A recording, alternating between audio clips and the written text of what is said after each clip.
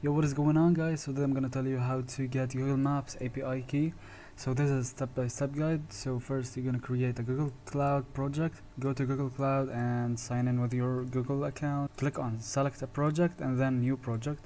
Enter project name. Now you're gonna enable APIs and services. Click create. Now enable the Google Maps API. In the slide bar, navigate to the APIs and services dashboard. Search for the Google Maps JavaScript API, this one. You're gonna click on the result. When you see this, click the enable button and there you go. Repeat this process for any Google Maps API you need, places, API directions, API, whatever. Create an API key, navigate to APIs and services, click on credentials, click on create credentials and then API key. Just like this, you're gonna choose web API key or Android key depending on your platform. You can enter the name of your API key and click create. Restrict your API.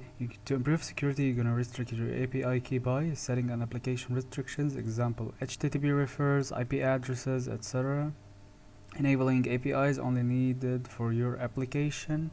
Obtain your API key. Once created, your API will be displayed on the credentials page. Make sure to store it securely and it grants access to your Google Maps API. Each API key is built independently, even if they are from the same account or origin.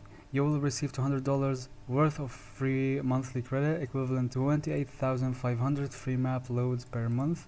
If you exceed this limit, you will be charged based on your usage and the services you enable.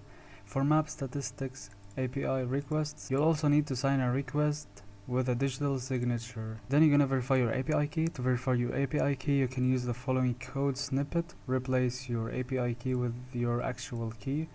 I'm gonna have it in the description down below, so you're gonna copy it and paste it.